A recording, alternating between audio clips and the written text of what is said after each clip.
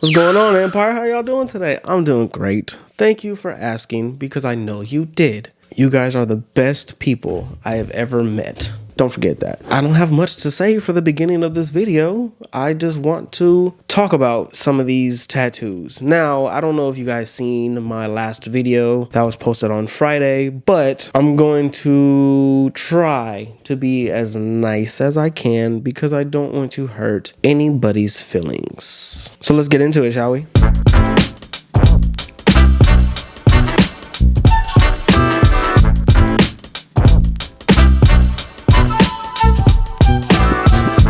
Not much. All we get to see is the end result of this lovely tattoo. Can I start by saying, yes, the tattoo itself needs quite a bit of work, but let's talk about sanitation, okay? I did this for a while, and I don't know why I did it for a while. Embarrassingly, it was too long before I realized that I should have been wrapping my armrest so I don't cross-contaminate people. I would clean it after every tattoo, but I feel like taking the extra 10 seconds to wrap it, I should have started far sooner than I did. So no hate on this guy. Just saying, if you're going to be doing tattoos, the rule of thumb is everything you touch and cannot throw away should be wrapped. That simple. Now on to the tattoo itself. Personally, I think proportions matter when it comes to doing tattoos. Seeing as in real life, majority of butterflies I don't think are bigger than majority of flowers. If I'm wrong, let me know. When I tattoo them together, I try to make sure that the butterfly is smaller than the flower. Now, the line work on this needs to be a lot cleaner than it is for it to be close to good. Genuinely looks like they're using their non-dominant hand, not stretching the skin, and the client is moving the entire time. That's exactly what it looks like to me. The shading isn't crazy chop. No, I'm lying. It's the shading is very, very choppy. The smoothest part of shading is this one bubble thing, whatever you want to call it, on the butterfly. That is the smoothest shading throughout this entire tattoo. The word cancer, it is not centered on their wrist. It is off to the side, so slightly noticeable enough where it is definitely off center. So just that cancer part, all you have to do is just move it over about a letter and a half worth of distance, and it would have been more center. I feel like the butterfly should have been smaller than the flower. The line work, definitely, if the line work was better, it would have made this entire tattoo better. So if I was this person, I would start there, practicing my line work, getting smooth single pass lines. Once you get the line work down, then you could go on to getting your shading smoother, or you're packing in better, one or the other, and then whatever you decide to do first, do the other the next time. Step by step, work your way up. But line work, when it comes to being a beginner tattoo artist, is the most important part. Did I do good? Did I do good with that one? I think so. And it wasn't too hard. It was pretty easy, sticking to the point of the video and not talking any extra of it. So let's continue to the next one. Let's do another flower video.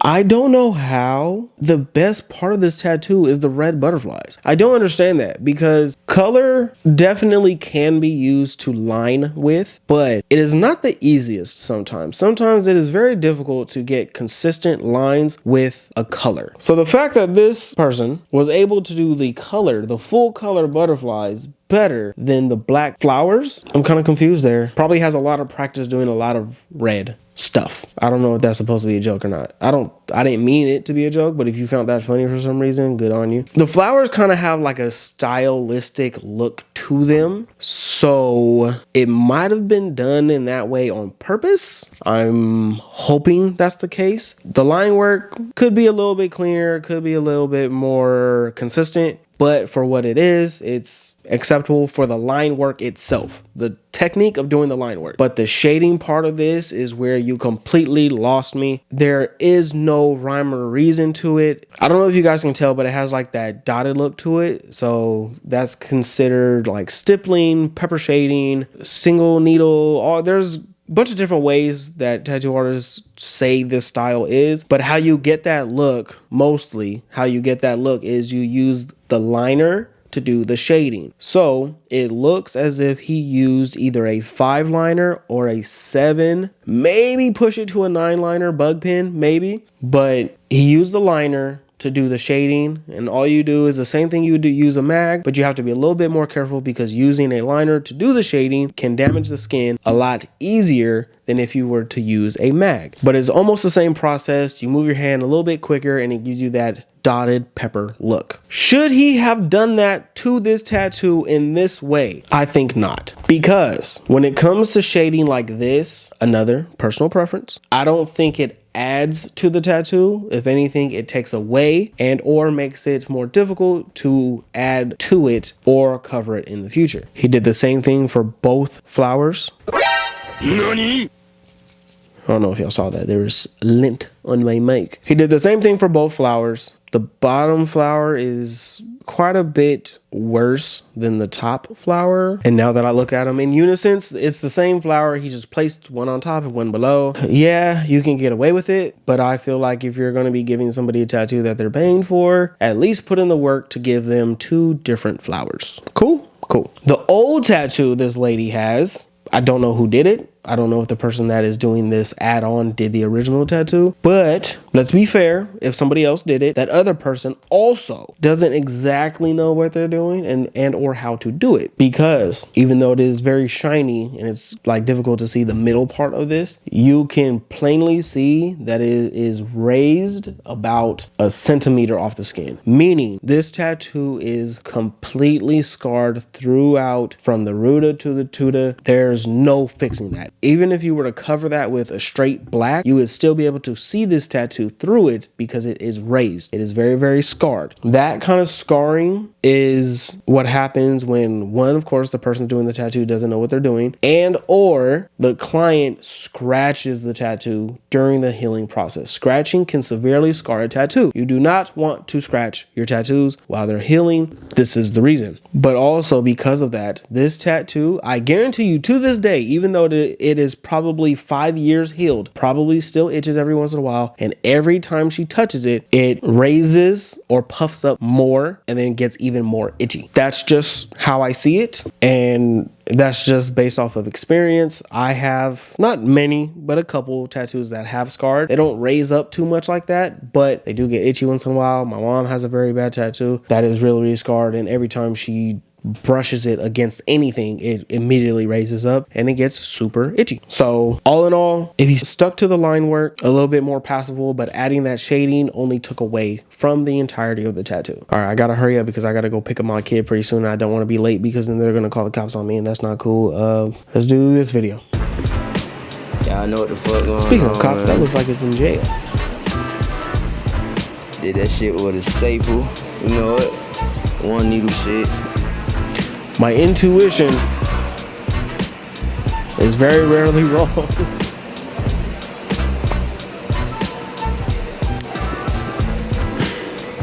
Okay, a lot of silence in this video, but let's look at this. Let me see, where's a good stopping point? Right here. All in all, I'm gonna say this, and not because this man is in jail and I'm afraid that if or when he gets out, he might hunt me down and beat my ass, but the tattoo's not that bad considering the equipment they have to work with. That ink, I can't really tell what it's made out of being in the skin, but from what I do know, sometimes they'll use pen ink, which is not good because, you know, ink poisoning, blah, blah, blah, you might die. But usually they will get something plastic or something that they can burn. They will burn it and then catch the smoke with some kind of glass, a mirror, glass, whatever, so that smoke turns black onto what they're catching it on. Then they can scrape off that black soot or whatever you want to call it. Then they can mix it with soap, water, baby oil, something or all of it. I don't know completely, but that's how they get their ink. Then as you heard, he said he did it with a staple, and you can see his little machine get up right here. So with a staple. I don't know how to do it with a staple. I know how to do it with a what's it called? With a spring. So essentially you get a spring, like a very thin spring, like a spring for like a pen, like a click pen or whatever. You'll get the spring, heat it with a lighter, spread it apart. Some people, they'll spread it apart just to straighten it, and then they'll sharpen it either on the floor or with nail files or something like that. Okay, let me stop my story and explain myself why I know this, okay? I'm gonna make this story short, okay? When I first started to want to do tattoos, I was 14. I had no money or no way to secure tattoo equipment. So I looked up on YouTube how to make tattoo machines, and they gave me the jailhouse way. So you find a motor. I used a VCR motor, and then I believed I used a spoon, a pen, the spring that I talked about, and I made the ink the way I said that they would make their ink. So I pretty much did all jailhouse from the comfy bathroom of my grandma's house. And you put it together, hook it up, and you can get going. I don't know if he has, so he has a cord attached to his, so you get some kind of charger, any kind of charger. You cut off the piece that would plug into whatever device you're using, separate the hot and cold wires, attach it to the motor where it would be hot and cold. Then that way when you plug it into the wall, it'll turn on the motor. When you take it out, it'll turn off the motor. Hook it all up. You can either use, some people use rubber bands, some people use tape, some people use hot glue. It doesn't matter how you do it as long as you put it together so it could work. That is how I did my first tattoo on myself, which was a cross on my ankle. Sounds kind of gay. It is what it is. I'll tell you the story why on another video because we're running out of time. But that's what he did here, more or less. Oh, back to the needle thing. Get the spring, put it over the fire, stretch it out as the fire is on it, and if you pull it enough, it will burn it just right so that it will melt, and when it separates, it will make a very sharp point. That's the way I did it. Some people do it that way. Other people sharpen it post with either the ground or a file. He said a staple. Last I remember, staples are flat. So he must have did a lot of sharpening in order to make it round enough to work. But as we see, the end result, does it look like it was done in jail? Yes. Is it better than most out of jail tattoos that I've talked about in this video or in these videos in general? 100%. When he gets out, he will be a problem to the tattoo community and not just his hometown community. This one gets some praise just because of the circumstances he's in, and the equipment that he is using is doing far better than most people with good equipment and better circumstances. There are things that could be fixed. There are just little design things that I think of, but it's not enough to need to add in order to take up more of your time. All right, so let's move on to this next video. We're kind of doing a 2 for 2 thing, 2 flowers. Now we got 2 jail tattoos, maybe.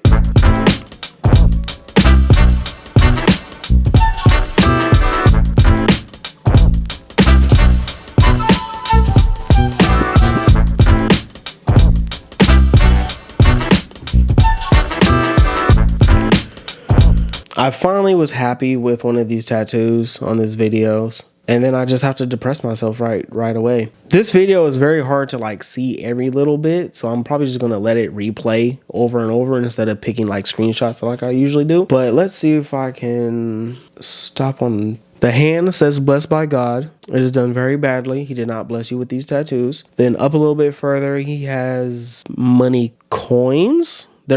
They're round, they're circles, but it has the dollar signs in it. So I'm not sure there. Above that has $100 bills, I presume. Very, very bad. They look like Chuck E. Cheese monies. Money bag with a pretty intricate dollar sign. The dollar sign on its own, if it was on its own and not scarred to hell like this one is, it would look pretty cool. A little bit of work on this would have made it a lot better. The biggest part about this dollar sign specifically is that it is very, very scarred. All these tattoos look like they were done within 2, maybe 3 weeks, because with scarring, the tattoo takes longer to heal. It looks like it is peeling the scabs that were made that is making it scar. So I'll give this tattoo about 2-3 weeks healed. Then you move up. So it's an angel. Well, it's supposed to be an angel. This is not an angel. This is a fallen angel at the very best.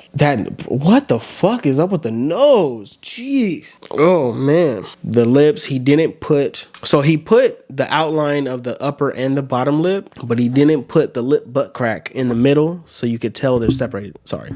So the lips are weird. Nothing about this angel is redeemable. point blank period. The little bit of shading that he did put into it is so scarred. It has that gray kind of look to it as if it was the color gray. It is not. It's the fact of he probably used too light of a shading and then overworked it to try to get it the darkness that he wanted. Obviously did not go his way, so it just scarred it. Line work, crazy messed up. This is another one of those tattoos that kind of has no redeeming qualities except for that S on the money bag, and that's about it. Nothing else I could say that would revoke this guy's ticket to hell. So I wish you the best. Now on to this last tattoo of the day. I want to give you guys some background to this one, but I know if I do, I'll just give away the secret. I will just give it away entirely. So I just want you guys to watch it with me. Let's go.